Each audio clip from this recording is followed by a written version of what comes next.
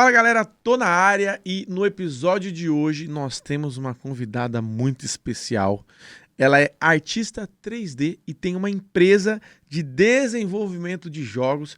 Você que me acompanha sabe que eu trabalhei bastante nessa área de games também, então teremos um papo muito interessante aqui. Eu tô aqui com a Vicky. Vicky, um prazer ter você aqui conosco nesse podcast para contar um pouquinho da sua história e da sua carreira, o que é esse mundo dos games, etc. Um prazer ter você aqui com a gente. Prazer pelo convite, eu estou muito feliz por estar aqui, poder compartilhar um pouco da minha experiência, da minha história e do meu trabalho, né? Porque eu sou uma pessoa bem focada na carreira, no trabalho, eu gosto bastante de falar sobre isso. Ah, então você tá no lugar certo, porque nesse podcast a gente gosta de mostrar para os outros brasileiros que tem brasileiro trabalhando em todas as áreas. Então, olha só, um artista 3D trabalha com jogos, super interessante, a gente vai destrinchar aí, vai falar muito de trabalho. Se você gosta de falar, tá no lugar certo. Mas, antes, precisamos entender como que você veio parar aqui no Reino Unido. O que que você tá fazendo aqui? Bom, eu e meu marido, a gente sempre quis sair do Brasil. A gente planejou, a gente chegou até a pagar consultoria para ir para o Canadá. Só que a nossa área é extremamente internacional, né? Tanto programação quanto arte 3D, porque ele é programador. Certo. São áreas que as empresas procuram profissionais fora, em outros países, e as empresas estão dispostas a pagar por sponsor, né? Fazer todo esse processo para trazer aquele profissional. Nessa, a gente abriu um pouco o leque, começou a se aplicar em diferentes países, não somente eu, mas ele também começou a se aplicar bastante. Ele se aplicava muito mais do que eu em outros países. E aí, apareceram algumas oportunidades, entre essas oportunidades, uma era aqui na Inglaterra, uma empresa de jogos, e ela ofereceu fazer todo o sponsor, né? Então, basicamente, a gente veio para a Inglaterra com tudo pago pela empresa. A gente achou a oportunidade boa, né? E deixamos os planos para o Canadá para uma outra hora. Nossa, mas isso é muito legal. Você falou muitas coisas interessantes, que é o seguinte. Primeira coisa que você falou muito interessante, que é que essa área de programação e jogos, as empresas estão caçando talentos no mundo, né? Tanto empresas britânicas, americanas, canadenses, eles estão precisando de mão de obra e estão trazendo de outros países. Isso é um fato. Eu sempre falo aqui que a área, principalmente de programação, né, que tem muita gente que está crescendo, o sponsorship visa é uma coisa, tipo, muito comum, né? E outra coisa que você falou que é interessante é que a pessoa que está aplicando e está querendo morar fora, ela pode construir um bom currículo e aplicar para vários países, né? E vai esperando Sim. para ver qual que é a melhor oportunidade, como foi o que aconteceu aí com vocês que vieram com a empresa pagando todos os custos aí. Isso é muito bacana, muito interessante. A gente vai trocar uma ideia sobre isso, mas por que vocês sempre tiveram a vontade de morar fora? Tipo, o que que era a razão disso? Era o quê? Quero ter uma experiência ou não estou feliz com algumas coisas aqui? Eu gosto de entender o que passava na cabeça, porque eu tenho meus motivos e cada um tem os seus próprios motivos, né? Sim. Eram diferentes razões. Uma delas era a questão da segurança, né? Eu queria morar em um lugar que eu me sentisse mais segura. Ah, Também questão de outras coisas no dia a dia, transporte, etc, né? No Brasil a gente sabe que existem alguns problemas. Alguns, não são muitos Alguns não, mas problemas. alguns eles existem. E a gente conversava bastante sobre isso. A gente pensa em ter uma família um dia, não agora, tá O né? marido dela tá ali esperando ali, já tá... E a gente pensava nisso, assim, se a gente for ter, seria melhor se fosse num país que a gente pudesse proporcionar mais segurança, mais conforto até, mais acesso a diferentes coisas, né? Porque também tem a questão da moeda, né? A moeda aqui é mais valorizada, você tem muito mais poder de compra, você tem muito mais acesso a outras coisas no mundo, né? O que te possibilita viajar muito facilmente, porque, por exemplo, até no Brasil, viajar dentro do Brasil é difícil. Agora, aqui na Europa, você viaja a Europa inteira muito fácil, É, né? passagem até 10 Então, libras às vezes. é. Então, tinham todas essas questões que a gente conversava e a gente percebeu que seria o melhor para a gente realmente tentar a vida em outro país. Não, é interessante porque eu seguia mais ou menos essa linha de raciocínio. Primeiro, segurança, que eu acho que é o tópico principal, né? Porque Infelizmente, você pode ser o cara mais rico do Brasil, andar com um carro blindado, segurança. Essa parte não tá na sua mão, não tá no seu poder. Você pode estar andando e alguém tentar cometer um crime contra você, tentar te roubar, tentar, sei lá, sequestrar, não Sim. importa. Você não tem um controle dessa situação. E isso é algo que é muito ruim, por isso que muitas pessoas tendem a emigrar.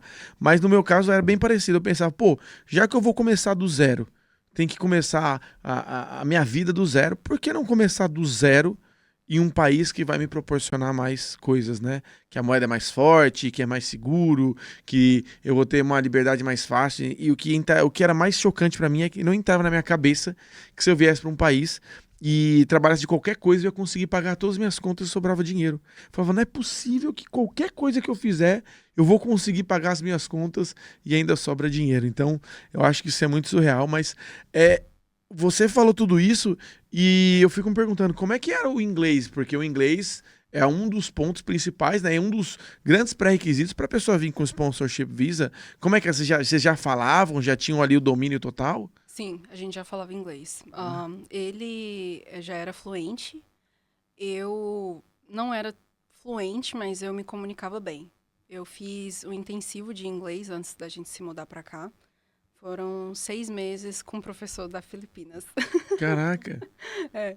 E a gente fazia, eu acho que era 2 vezes por semana, e era bastante focado em conversação. Eu preferi escolher um professor gringo, porque você não ultrapassa, né? Você não ultrapasseia.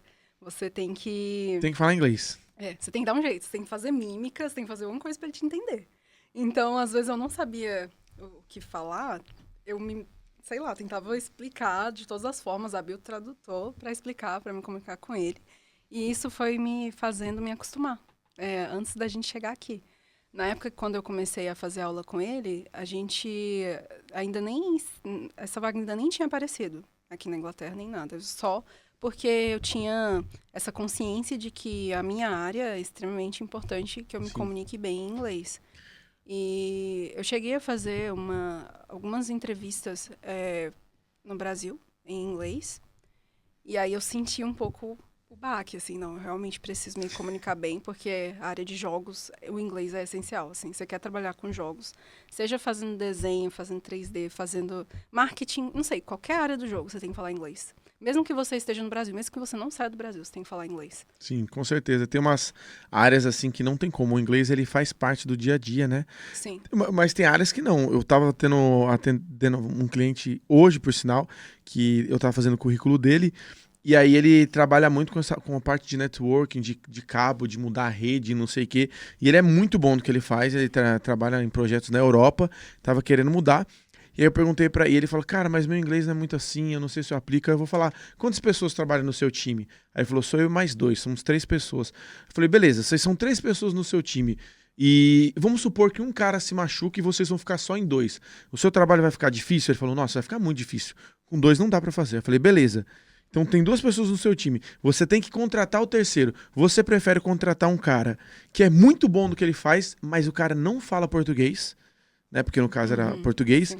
Ou você quer contratar um cara que é mais ou menos no serviço, só que ele fala português. Aí o cara falou, cara, o que não fala português, porque se ele é bom em mexer nos cabos ali, a gente dá um jeito, mas eu sei que o serviço vai ser bem feito. Então, existem 2 lados. Agora, já no marketing, essas coisas, não tem como. Porque se você não falar inglês, você não comunicar, você nem entende o que é pra fazer, né? Diferente de você entrar no lugar, você vê o cabo que tá errado, opa, pera aí, a luz não tá ligado, conecta aqui, conecta aqui. Então, é muito engraçado. Isso tem os 2 lados da moeda, mas com certeza, o investimento no inglês é algo que vai ser primordial.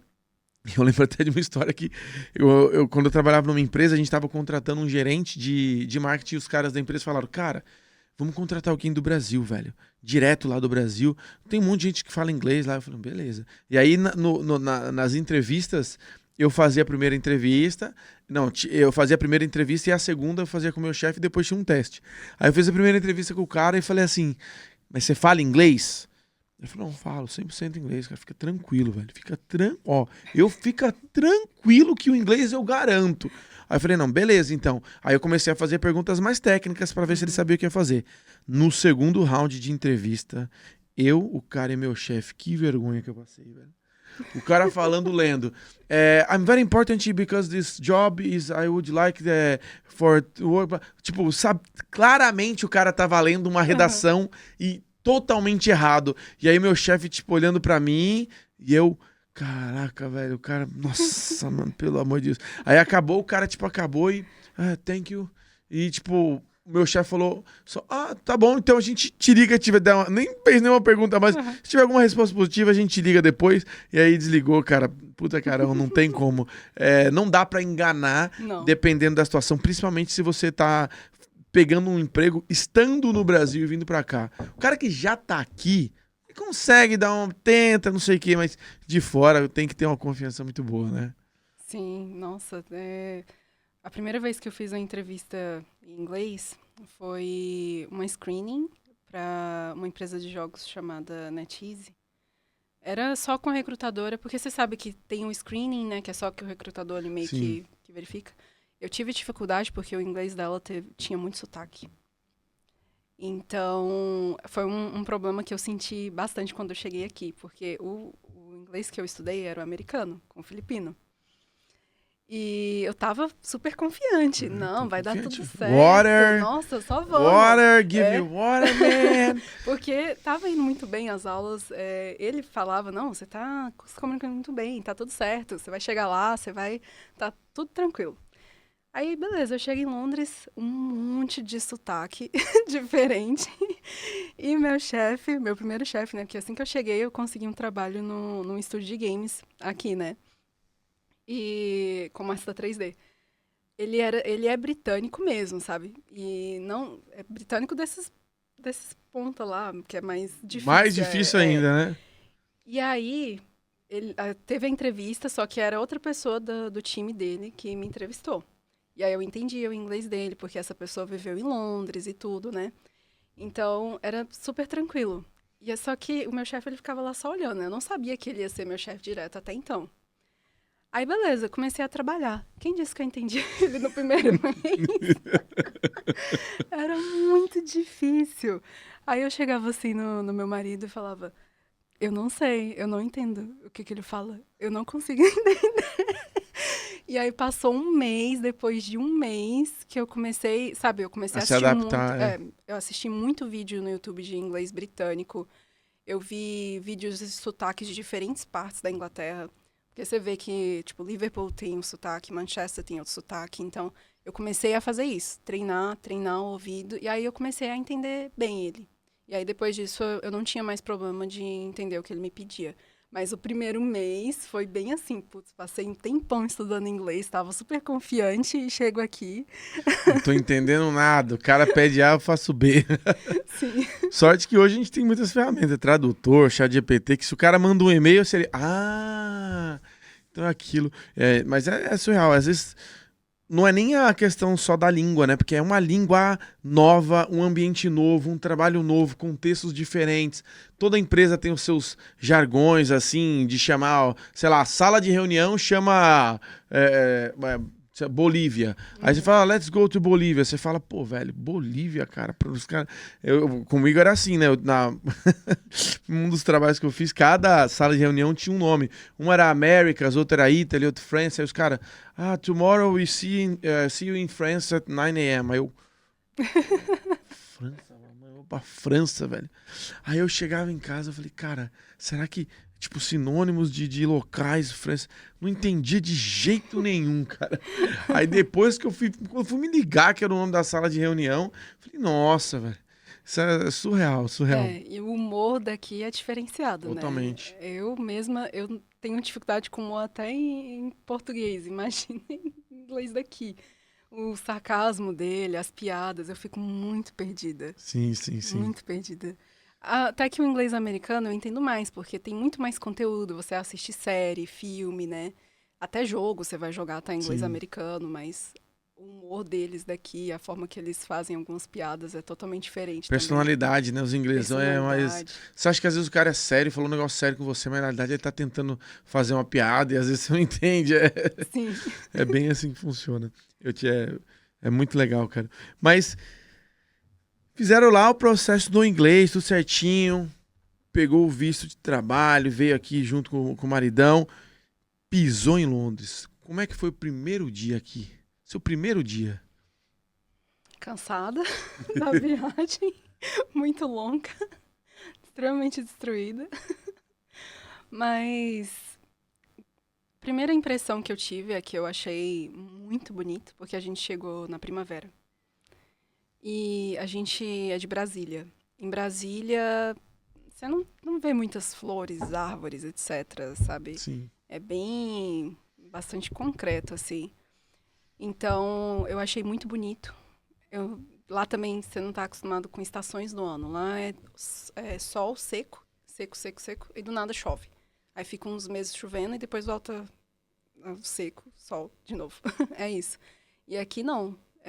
Eu cheguei na primavera, tava tudo florido, tava tudo verde, sabe? E não tava esperando de tudo ser tão arborizado, sabe? As pessoas gostarem bastante de jardim nas casas, muitas árvores. Eu não tava esperando isso. Eu imaginava assim, Londres, cidade grande, fumaça, não sei, prédio, Sim. era isso.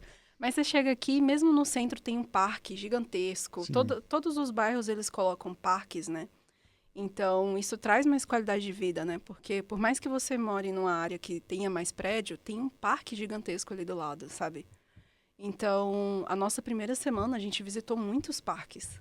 E eu gostei muito. E era... Tava tudo lindo, porque tava tudo com muitas flores. Legal. Então, foi uma experiência diferente, assim, nesse sentido do que eu estava acostumada. Porque lá em Brasília não é tão arborizado assim. E os parques que tem, geralmente são bem afastados, assim. Não é igual aqui, que todo bairro tem o seu parque, né? Então, é bem... Eu notei que eles têm essa cultura, né? De todo fim de semana e correr no parque. Ou todo dia de manhã e correr no parque. Então, você vai de manhã, tá lotado o parque, tá pessoas andando com cachorro, um monte de criança brincando, sabe? É bem, bem diferente, assim. Foi uma... Nossa, que chamou a atenção, você não estava esperando, né? Não estava esperando. Londres tem uma das mais... Acho que é a cidade com maior área verde da Europa, se não for do mundo. Tem realmente muito parque, muita área verde, muita árvore. Assim, eu acho que se você sair pra rua, em qualquer lugar de Londres, se você der um 360, você vai ver uma planta. Eu acho que é assim, cara. Talvez na City of London ali, eu não sei. Deve ter alguns lugares que você deve custar pra achar. Mas na maioria das casas, cara, sempre tem uma graminha, um parquezinho. Isso também me chamou bastante atenção. Eu gostei pra caramba também. Né? Fazer um exercício, correr. E aí, chegou aqui, cultura diferente, inglês diferente, andando nos parques. E aí você já falou, cara, gostei daqui, ou ainda o Canadá batia no coração? Eu gostei de cara. Quem tinha mixed feelings mais era o meu marido. Ah. Porque ele passou 2 meses no Canadá.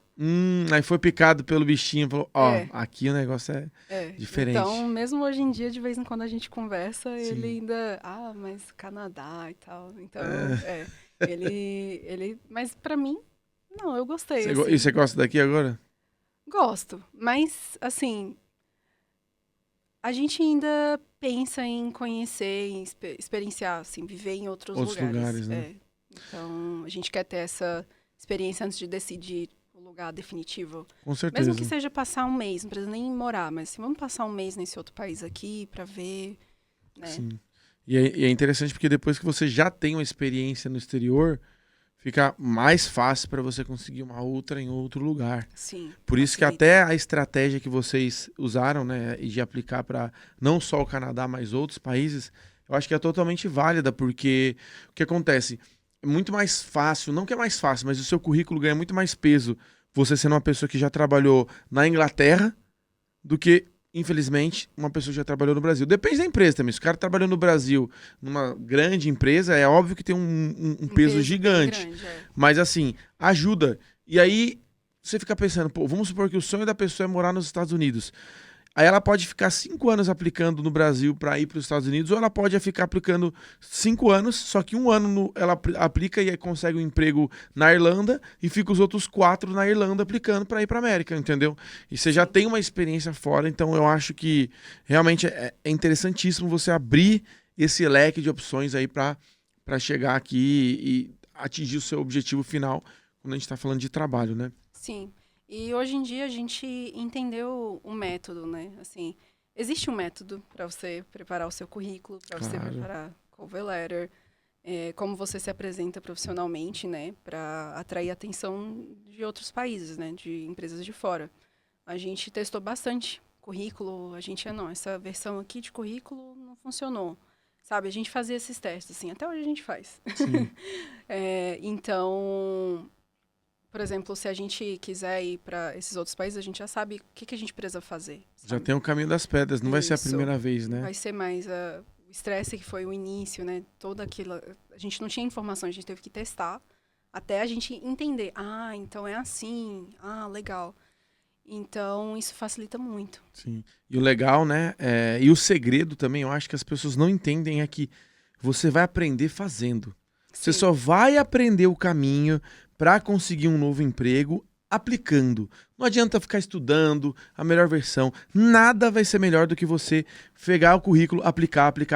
Putz, não tá dando certo, eu vou ter que mudar. Aí muda, aplica, muda, aí pesquisa, aí assiste vídeo e vai tentando.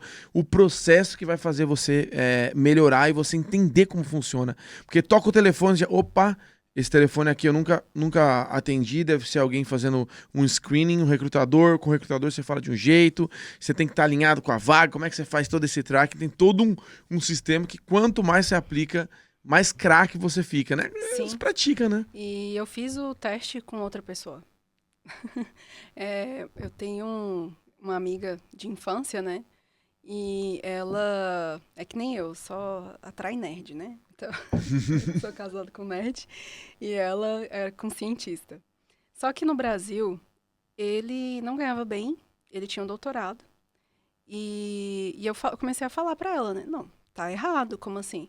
Ele é cientista, ele é doutor, ele tem que tá ganhando bem, ele não deveria estar no Brasil também, sabe? Eu comecei a ela, não sei, ele não confia, ele acha que não vai dar certo. Não, vamos testar. Aí a gente começou a fazer mentoria com ele. Eu revisei o currículo dele, revisei toda a cover letter, como ele se aplicava, ensinei o LinkedIn para ele. E o meu marido também revisou o currículo dele, também ensinou algumas coisas para ele, né? E aí, nisso, ele começou a se aplicar. E usando também bastante o LinkedIn. Porque o LinkedIn fora do Brasil se você quer trabalhar fora, você tem que entender o LinkedIn. Então, ele começou a fazer isso. E aí, ele teve entrevista nos Estados Unidos, em Londres. Teve em outros países também, que eu não estou lembrando. Foram vários que ele fez. Até que ele conseguiu a entrevista de Dublin.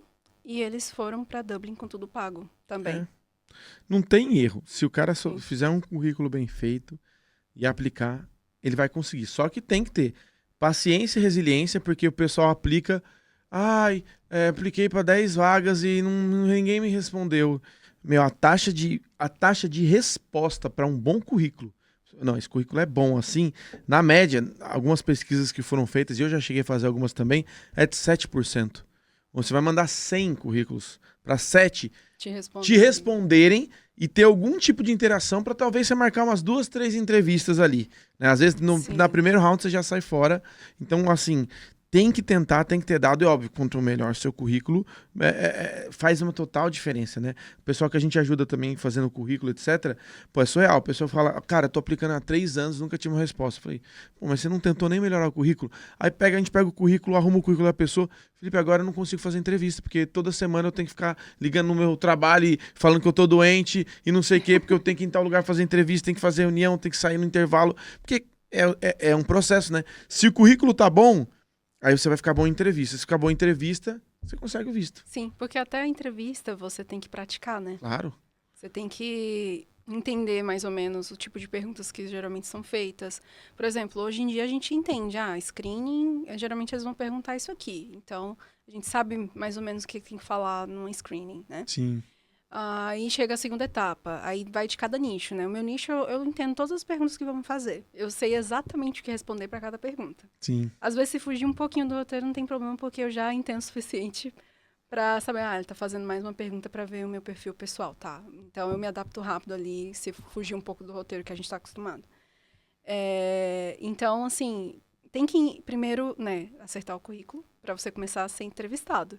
para você praticar a entrevista. Porque Exato. você tem que treinar a entrevista. Uma hora você vai estar tão bom em entrevista que você, qualquer oportunidade que aparecer, você já tem confiança. Provavelmente nesse momento você já vai estar até em um emprego que você deseja e a gente nunca parou de se aplicar. Assim, eu não me aplico com frequência igual eu fazia antes, mas assim, a cada 3 meses ou 6 meses eu me aplico em algumas só para ver a resposta. Fica de olho ali, né? Para Com ver como é que certeza. tá o mercado e tudo, ver se meu perfil tá bom.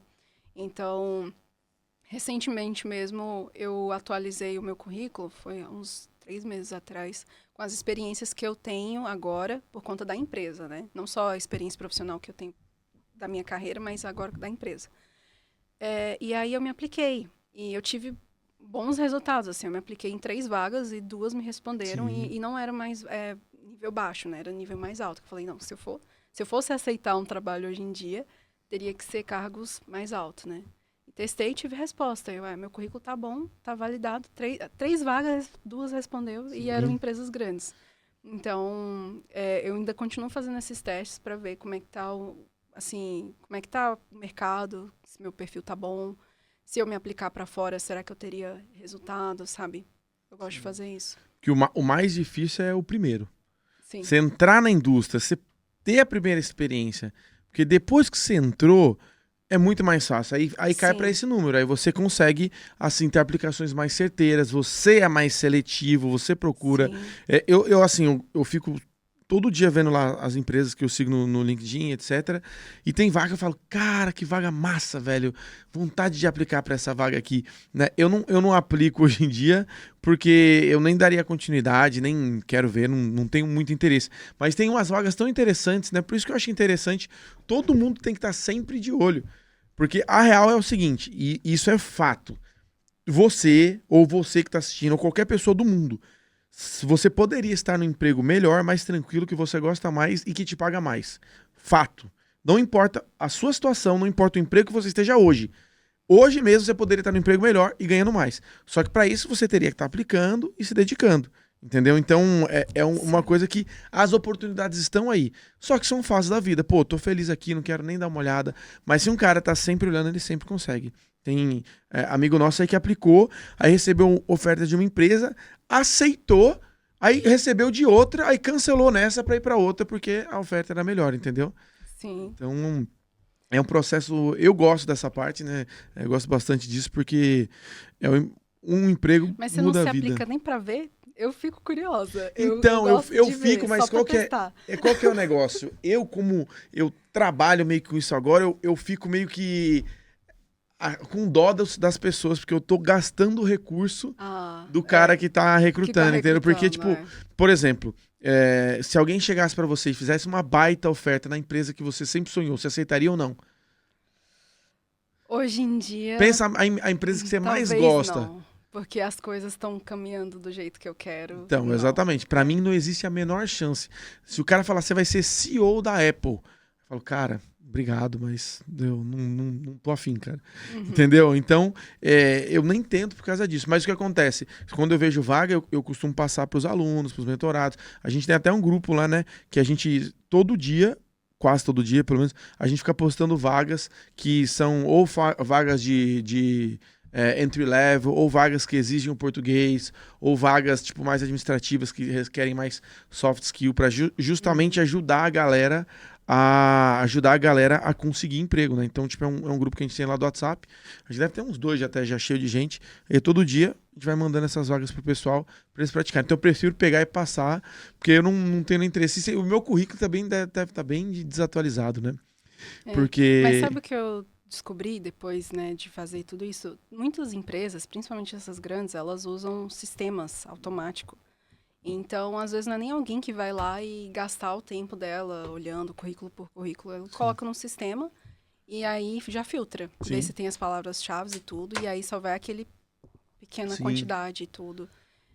Eu achei isso curioso. Então, até nisso, quando a gente está revisando o currículo de alguém, a gente tenta avaliar, sabe? Se passaria, se conseguiria identificar ou não Com certeza. num desses sistemas. É o parsing, né, que eles chamam. É, Que olha tudo certinho. sim. Mas uma hora ou outra seu currículo cai Cai na mão de um na mão de alguém. recrutador. É, Numa hora ou outra vai ter que cair e a decisão quem vai tomar é uma pessoa, entendeu? Então, sim. isso faz total diferença. Mas veio pra cá, chegou e como é que foi que pra entrar na área de artista 3D, que você falou que conseguiu trabalhar no estúdio, uma parte de games, como é que foi esse processo? Bom, assim que eu cheguei, eu comecei a me aplicar aqui, porque eu já estava aqui. É diferente de eu tentar me aplicar lá no Brasil para cá. Mas eu tive respostas quando eu estava no Brasil. Eu mandei mensagem para alguns recrutadores no LinkedIn. Minha forma é diferente. Por exemplo, eu não gosto de ir no site e me aplicar. Eu gosto de entrar em contato com o recrutador no LinkedIn.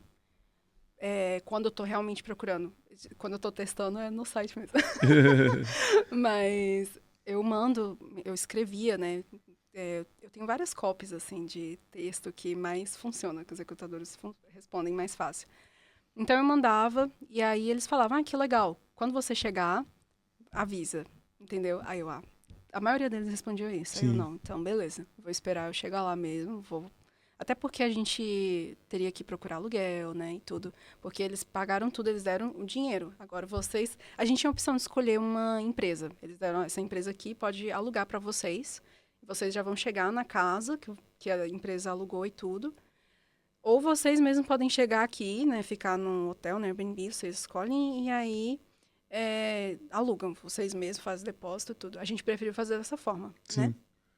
Então, eles deram dinheiro e tudo. A gente tinha o dinheiro pro depósito e tudo. Então, no primeiro mês, eu que estava procurando aluguel pra gente. Ele já tinha que começar a trabalhar, né? Sim. Então, e aí nisso eu comecei a me aplicar. Eu falei, aproveitei que tem que resolver isso, que eu vou estar mais livre e vou ir me aplicando. E eu comecei a mandar mensagem para os recrutadores, né? Falando, tô aqui em Londres, tô procurando uma vaga assim. Eu sempre especificava, eu sou artista 3D e tal, mas também tô aberta a concept artist ou coisas mais generalistas, né? A abrida nas opções ali, né? Sim, e outra coisa que eu faço eu sempre adiciono pessoas no LinkedIn que contratam, não necessariamente recrutadores. Por exemplo, diretor de arte, diretores criativos, pessoas que estão geralmente envolvidos com contratação de alguma forma. Porque às vezes a gente acha que é só o recruiter, mas não é.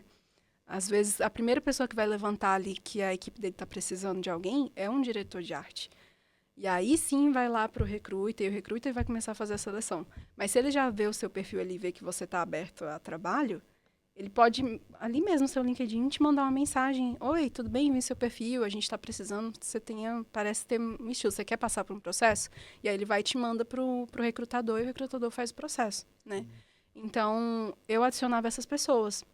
E aí eu entrei em contato, a maior parte com recrutadores, e outras pessoas foram esse perfil, sabe? Diretores criativos e tudo. E nisso eu adicionei o diretor criativo do estúdio que eu trabalhava, que é a Equinox, que é um estúdio de Manchester. E aí ele fez exatamente isso. Ele estava precisando de um artista, eu tinha adicionado ele, aí ele me mandou uma mensagem. Você, no momento, está procurando trabalho? Aí eu... Sim, tô disponível. E aí a gente começou o processo seletivo. Mas enquanto eu estava fazendo o processo com eles, eu cheguei a fazer uma entrevista com a empresa da Alemanha para trabalhar remoto, né? Porque agora que eu estava aqui, o leque abriu muito, né? A possibilidade de trabalhar em outros lugares da Europa, né? Remotamente. Eu também fiz... eu fiz para umas 3 aqui em Londres. Eu não lembro direito a quantidade, e outras fora de Londres, tipo a Equinox, que era em Manchester. Eu lembro que eu fiz uma em Dundee também. Eu não lembro, foram várias. Porque era assim, eu saí mandando mensagem pra um monte de gente, adicionei um monte de gente, então eu fiz muitas entrevistas.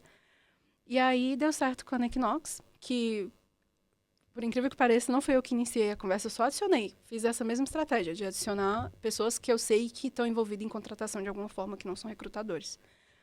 E aí ele me mandou mensagem, deu tudo certo e eu comecei a trabalhar. E ele estava procurando exatamente alguém com o meu perfil, que era uma pessoa que era especializada em uma área, no caso 3D, porém que tivesse um portfólio mais generalista, porque o time era muito pequeno de arte ainda. Uhum. Então, eles precisavam de alguém que pudesse fazer mais de uma coisa, né, no quesito artístico.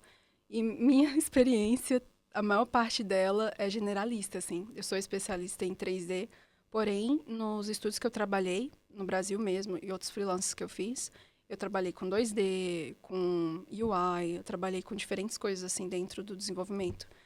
E aí foi bom, eu fiquei 1 ano com eles, né? Só que eu já estava num período que eu estava vendo muita coisa de marketing digital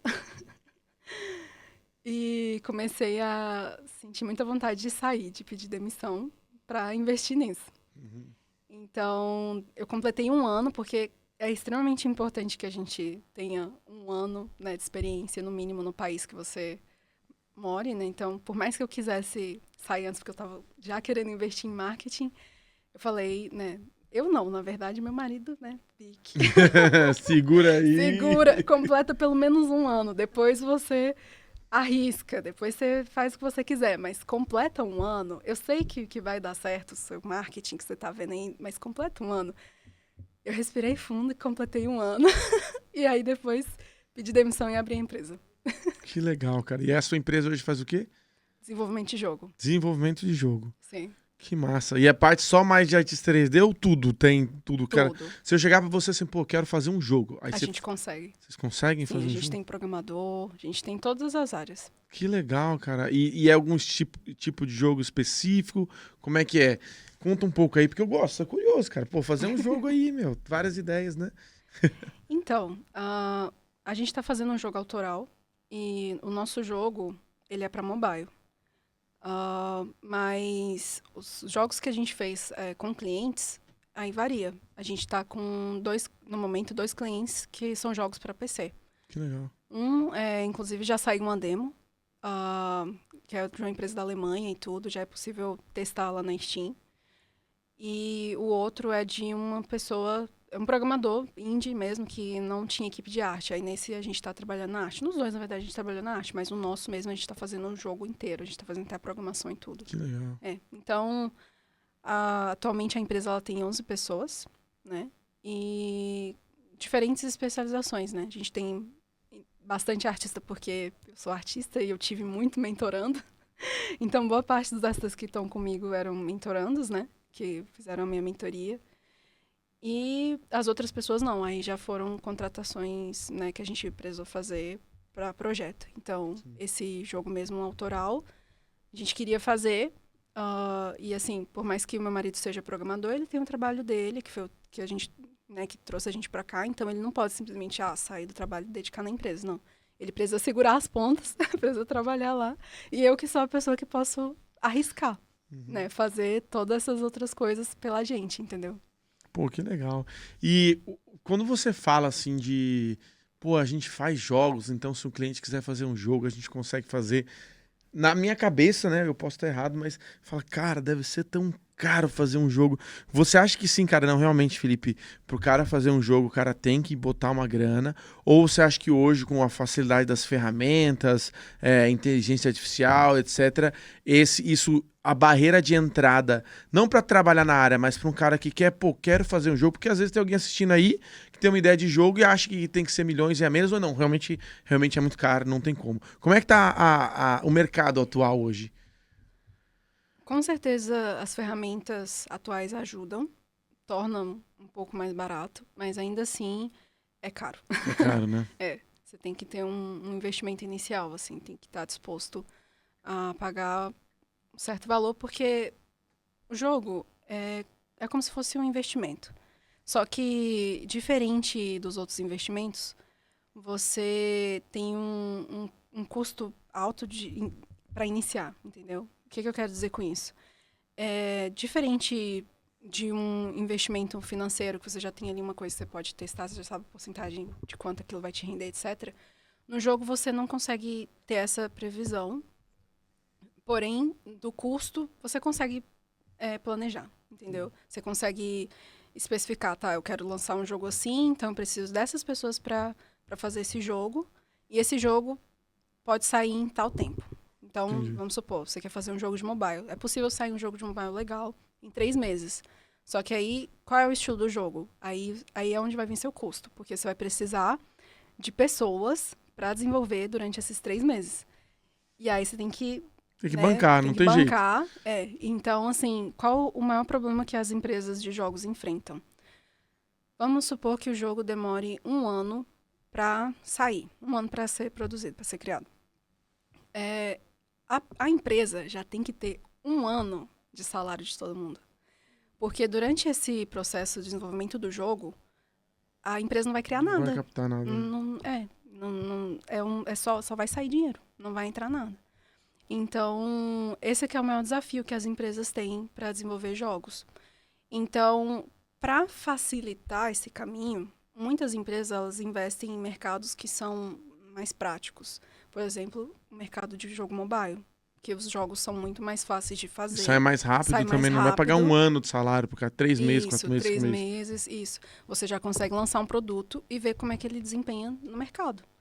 Então, com base nesse produto, você já consegue planejar o próximo. E não só isso, você lançando um jogo já facilita para você ter clientes de jogos. E aí, fazer uma renda a mais pro seu estúdio que não envolva só quando o seu jogo sair, só quando o seu jogo lançar que você vai ter alguma renda, entendeu? Sim, é porque o jogo, querendo ou não, ele é como se fosse uma empresa. Você vai investir tanto para começar, só que pode ser que ele fique pronto, estoure e você faça milhões. O seu retorno, ele... É por isso que eu falo, né? Muita gente, você tocou no investimento e eu acho isso muito interessante, porque muita gente pega assim, e não tem nada errado com isso, tá, gente? Tipo, 30% do meu salário eu vou investir em ação, porque daqui a 30 anos eu vou tipo, chegar a 1 milhão e papapá. Só que os maiores retornos que a pessoa vai ter, na minha opinião, é quando investe em empresas ou projetos. Porque o cara pode pegar 100 mil, botar na bolsa e vai ter 10% no ano. O cara pode pegar, sei lá, 100 mil, botar num jogo e o jogo ser avaliado em 5 milhões. Sim, exatamente. Então, tipo, esses são investimentos que tem não que vai acontecer, mas tem a possibilidade de terem um retorno exponencial do que você colocou, né? Sim. Você tá agregando valor numa parada, você tá tirando algo do zero, tá criando, né? Você não tá só usando o que já tá criado. Sim, e assim, hoje em dia, a indústria de jogos ela é bem corporativa, porque eles entenderam isso. Eles entenderam que um jogo é um asset de investimento, entendeu? Então, eles não simplesmente... Tem muita gente que não é da indústria de jogos, que investe em jogo por causa que eles entendem isso. E o que tem de mais valor, né, hoje em dia com as empresas, assim? A gente vê rede social, né? O que gera valor na rede social é a retenção, né, das pessoas, a atenção ali que a pessoa gasta, fica ali naquele aplicativo, né? Interagindo com o conteúdo e tal.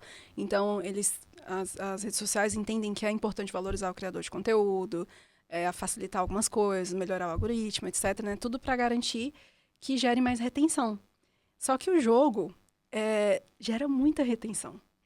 Então, eles entenderam isso, né? Que, cara, se eu colocar um jogo aqui, as pessoas gostam de jogar, as pessoas gostam de passar um tempo ali se distraindo, né? Se divertindo e tal. Tá gerando retenção.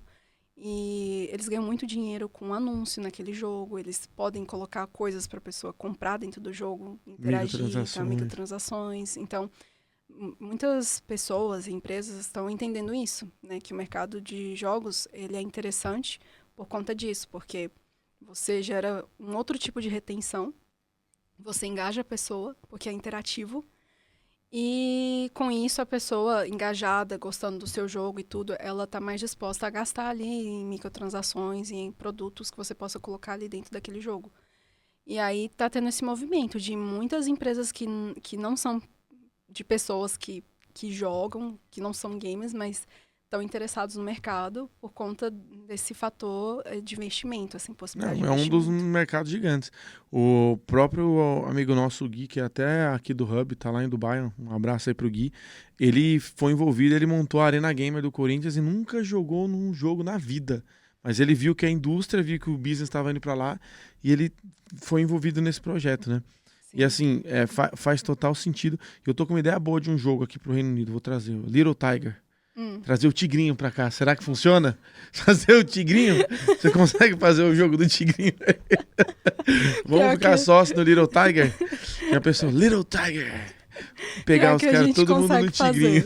Pior que a gente consegue fazer. Isso tá uma loucura, né? Só que é outra indústria. Não, é betting, é outra coisa. É outra coisa. Sim, então não gosto nem de misturar.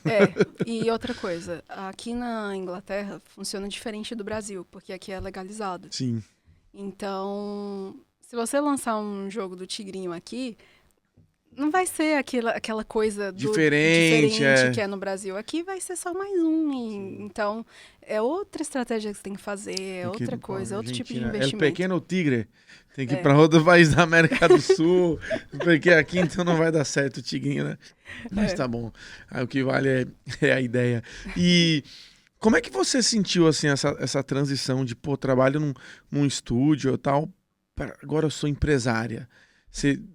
A rotina, o trabalho, você se sente melhor? Às vezes você tem saudade da vida corporativa?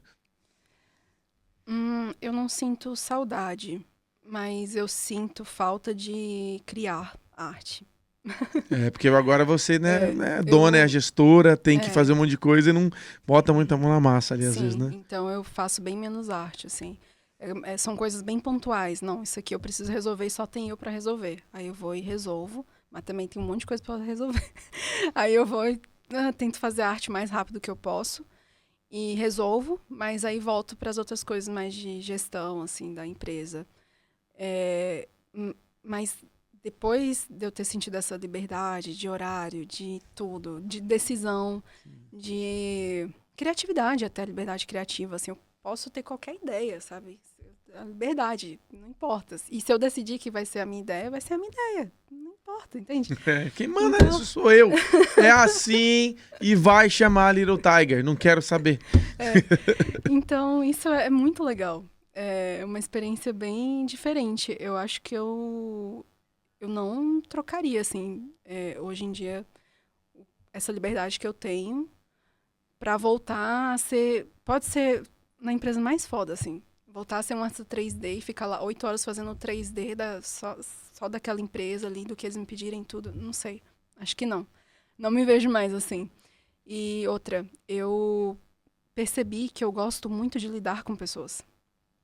E quando você é artista 3D, você não faz isso. Você fica muito ali no computador, ali, sabe, revisando o modelo e tudo. Você tem que lidar com pessoas, sim, porque é um trabalho em equipe. Seu 3D vai impactar num animador. Então, a gente tem reuniões e na indústria de jogos é muito legal que a gente segue muitos processos, tipo Scrum, né? A gente segue várias metodologias para ajudar no processo. De produção para cada um. Isso. Então, a gente tem dailies, né? A gente tem essas reuniões diárias para conversar sobre o projeto, para ver como é que está todo mundo. Então, isso gera um contato com o pessoal, porém, ainda assim, é um trabalho que você fica muito ali focado. Muitas horas seguidas no computador, fazendo uma peça de arte. Então, eu meio que cansei disso. Foi muitos anos assim, sabe? E hoje em dia eu gosto muito do processo criativo, assim, de chegar, de reunir a equipe, conversar, fazer algumas outras reuniões.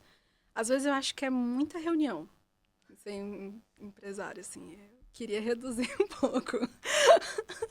E outra coisa, é muito pitch de ideia o tempo todo também, porque até mesmo pro seu time, você como líder, você tem que fazer um pitch pro seu time às vezes, né? Não, eles não pode entrarem no projeto de cabeça, né? Isso, você tem que fazer eles acreditarem no projeto. Então, por mais que eu brinco que, tipo, eu tenho liberdade, essa ideia aqui vai ser a minha ideia. Não, eu gosto de conversar com eles, eu gosto de entender, tipo assim, eu faço a ideia, né, coloco lá, faço a apresentação para eles. Aí eles olham, dão a opinião deles, falam, eu não. Aí eu começo a dar uma de coach, né? Não, porque isso aqui vai chamar atenção, assim, nosso estúdio vai crescer, a gente não sei o quê, sabe? E aí inspiro eles, né, a acreditar na minha ideia, do porquê que aquela ideia é legal. Às vezes funciona. Aí eles compram a ideia, se inspiram, se envolvem, começam a dar mais ideias naquilo. Mas às vezes eles me fazem pitch de ideias deles, né? Inclusive, esse jogo mesmo que a gente está desenvolvendo para o estúdio não é uma ideia minha. E aí você tem que ter essa como se diz, exposição em entender, ouvir a ideia das outras pessoas e agregar valor nela também, né? Sim. Então, eles fizeram essa ideia Eu olhei, eu achei super legal, eu concordei, sabe? Não, acho que realmente é um jogo interessante e tudo, é um jogo que eu me vejo jogando. E então, me envolvi também, sabe? Aceitei a ideia deles. E uma coisa que eu aprendi muito depois de ter empresa é a questão de você... do ego, né? Porque, assim, quando eu trabalhei para outros, eu lidava muito com o ego de artista. E agora, eu tento lidar muito bem, assim, com as ideias deles, de valorizar a ideia deles, porque eu não quero que eles passem muitas coisas que eu passava, entendeu? De, às vezes, passar alguma ideia, tudo bem, eu entendo que a minha ideia pode não ser a melhor. Tudo bem, mas nunca, sabe? Nunca alguma coisa, alguma sugestão minha, assim, vai ser usada ali. Sim. Então, são poucas coisas, assim, que em alguns projetos que eu participei, que são minhas coisas, assim, que eu insisti pra... Não, Você isso falou, ó, aqui... quem fez a folha daquele negócio, em vez de ser verde, ser azul, fui eu. Um Exato. exemplo assim. Mas, no geral, eles eram muito relutantes. Então, na minha empresa, eu tento... Quando eu não aceito algo, eu sempre explico muito bem o porquê, sabe? Eu não simplesmente... Ah, não acho que sua ideia é boa. Porque, por exemplo, tiveram ideias que eu acredito que foram boas, sabe? Que eu passei para as pessoas, mas eu não tive esse feedback. Entende? A pessoa, não, tem que ser assim. Entende? Então, eu tento dar esse feedback. Olha, essa sua ideia é legal, mas ela não funciona por causa disso, disso, entendeu? O público que a gente está buscando é esse. Então, isso que você está sugerindo é mais para esse lado, que se encaixa mais com esses jogos. Aí a pessoa, ah, tá, não, faz sentido. Aí eu, beleza. Então, e eles faziam o mesmo comigo, né? Vicky, por mais que você tenha falado pra gente fazer isso, eu acho que é melhor assim, porque isso aqui vai se encaixar melhor nisso, tem mais a ver com isso, sei o que. Aí eu olho, faz sentido. Então, beleza, pode fazer desse jeito aí, confio em vocês. E aí a gente vai fazendo assim. Pô, que legal, cara. Muito massa. E são mundos completamente diferentes. Mas sabe o que é legal que você falou? Ah, eu gosto muito dessa liberdade de poder decidir. Aí, pergunta o que você vai fazer esse final de semana? Trabalhar. Óbvio. E é assim, todo empresário, tudo bem, mas a gente tem a liberdade de poder trabalhar no que a gente quer todos os Exatamente. dias. Vai Cara, eu trabalhar adoro todo trabalhar dia? final de semana que todo mundo tá parado, ninguém me liga, ninguém me enche o saco e dá pra fazer um monte de coisa, sabe? Sim. Mas com certeza, eu acho que você começa a entender até o que é liberdade quando você consegue empreender. Óbvio que nem tudo são flores, né? Nada melhor do que saber o que o salário cai todo mês ali, o valor certinho e tal. E quando você está empreendendo, você tem que ir atrás do dinheiro, você tem que gerar essa Sim. riqueza. Mas, assim, realmente eu acho que é um caminho sem volta, né? É um caminho sem volta. Eu não esperava que eu ia gostar tanto. No início, eu ainda me sentia muito insegura, sabe? No início, eu pensava várias vezes, não, vou voltar pro emprego. Voltar pro emprego. Só que aí foi indo os meses, eu fui aprendendo.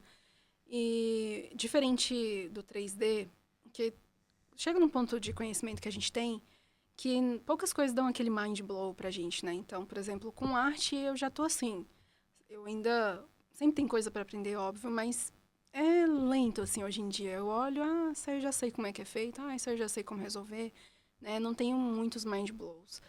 Mas, na vida de empresária, eu ainda tô tendo, porque ainda é recente, né? Uma coisa nova. Então, eu ainda tenho muito mind blow. Eu ainda caio muito a ficha de algumas coisas. Cara, que legal isso aqui, velho. Nossa, eu nunca pensei nisso. Nossa, é assim que resolve esse problema. Nossa, é assim que eu deveria lidar com isso, sabe? Eu ainda tenho muito isso e tá sendo muito legal, porque é um aprendizado totalmente novo. Eu fui uma pessoa que... Eu desenho desde criança. Eu sempre desenhei. E aí, quando eu era adolescente, eu gostava muito de brincar com Photoshop. Editar a foto dos outros. E pegava os meus desenhos e comecei a pintar os meus desenhos no Photoshop. E aí, de repente, começou a aparecer muito freela de design e ilustração pra mim, quando eu ainda era adolescente. E aí eu fazia. Então eu comecei a trabalhar muito cedo. E aí, com 20 anos, eu consegui um trabalho no estúdio de jogo. E aí eu fiquei nesse estúdio, tipo, por uns quase 5 anos. Depois eu saí e continuei fazendo... Decidi estudar 3D, continuei fazendo freela de 2D e comecei a fazer freela de 3D. Depois comecei a trabalhar com 3D. Sabe, foi sempre assim. Linear. Foi uma coisa bem um progresso, mas no mesmo trilho, né? E aí, quando eu decidi ter empresa, isso quebrou. Já foi uma bagunça, assim, foi uma coisa que eu nunca experienciei. Então, eu me apaixonei por essa imprevisibilidade, assim, A dinâmica do novidade, empreendedorismo, que é... Isso. Um dia você tá focando no financeiro, outro tem RH e tem que entregar o projeto, aí é cliente, aí muda, e a empresa tá bem, não tá, tá dando, não tá. É muito legal, né? É um ambiente que você vai realmente desbravando e quase nenhum dia seu vai ser igual. Você sempre vai ter uma coisinha diferente para fazer ali. Sim, e eu gosto dessa experiência, porque eu percebi que, até mesmo com arte, o fato de eu ser bem generalista, de eu fazer ilustração, fazer 3D, fazer UI, etc., é porque eu gostava de fazer coisas diferentes. Eu gostava de tirar o meu foco ali. Só tô pintando, deixa eu fazer uma escultura, sabe? E agora eu tenho muitas coisas diferentes. Coisas até demais, às vezes. Até demais, às vezes. Queria mais gente para me substituir algumas coisas? Queria. Mas com o tempo. Sim. Não, com o tempo tudo vai se encaixando. Daqui a pouco o Little Tiger vai estar estourando aí todo mundo. Não, brincadeira, mas, pô, Vicky, é muito massa a sua história, bem legal. Eu acho que é inspirador para várias pessoas que estão assistindo, desde pessoas que estão no Brasil que querem vir para cá, ou mulheres, às vezes, que, pô, queria tanto empreender e, cara, vai para cima, né? Porque eu acho que quando a pessoa tá determinada a fazer alguma coisa, nada é impossível, né? E a melhor coisa é, você vai aprender no processo. Sim. Quando você foi procurar a vaga, foi no processo. Agora que você está empreendendo, você está aprendendo no processo. Ninguém estuda e fala, agora eu estou pronto, né? Não. Se você começar pronto, você começou atrasado. Isso é fato. Se você está pronto para começar e aí você tá começando atrasado. Tem que começar sem estar pronto. Sim. É uma filosofia assim que funciona e é o ritmo da vida, na realidade, né? Sim. Mas, então, muito obrigado, cara. Fico muito feliz de ter batido esse papo com você.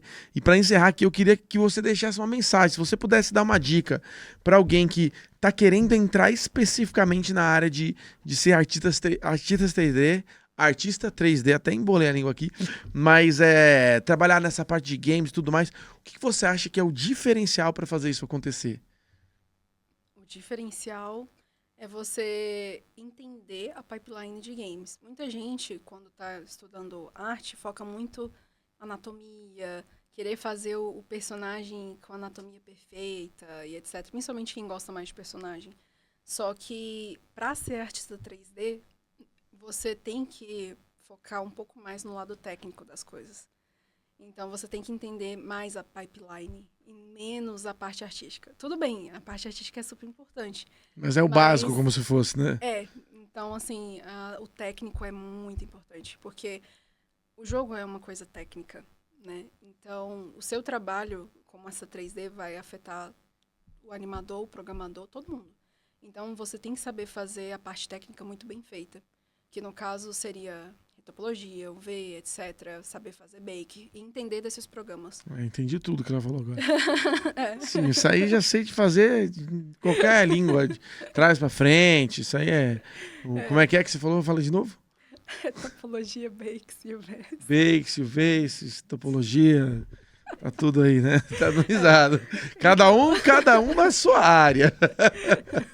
Ai. Mas, pô, é interessante você falar, né? Porque realmente faz diferença quando você tá num projeto que é quase que uma linha de produção e o cara pode ser o mais talentoso possível, mas se quando chega a vez dele, ele ou trava ou entrega o projeto pra frente, não tá pronto, aí volta e não sei o quê, é melhor ter um cara que não é tão bom, mas pelo menos o negócio passa liso e o processo continua andando, né? Sim, inclusive a última contratação, uma das últimas que a gente fez, foi de um artista 3D que ele não manda tão bem a anatomia, por mais que ele fosse fazer personagem, mas ele é muito bom na parte técnica. Entendi. Então, eu chamei ele porque eu pensei nisso. Eu falei, não, essa pessoa aqui vai resolver todos esses problemas aqui técnicos, ele é bem generalista, ele vai conseguir resolver os props, tudo que a gente precisa, por mais que na anatomia ele precise de um pouco mais de feedback. Entendi. Entendeu? Aí, eu acho que essa é a parte mais importante para você ser um artista 3D. Show de bola. Essa foi a Vicky. Se você aí quer ser artista 3D, quer fazer o seu jogo, o jogo do Little Tiger, El Pequeno Tigre, Qualquer coisa que você for fazer aí, fala com eles. Foi um prazer ter você aqui no nosso podcast. Esse foi o Tô na Área. Prazer Obrigada todo nosso. pelo convite. Imagina. Prazer todo nosso. Se você quer participar, aqui embaixo tem um formulário, preencha seu formulário, que você pode um dia estar aqui contando a sua história. E é isso. Mais um brasileiro aqui na sua área, no Reino Unido. Um grande abraço. Nos vemos no próximo episódio. Tchau, tchau.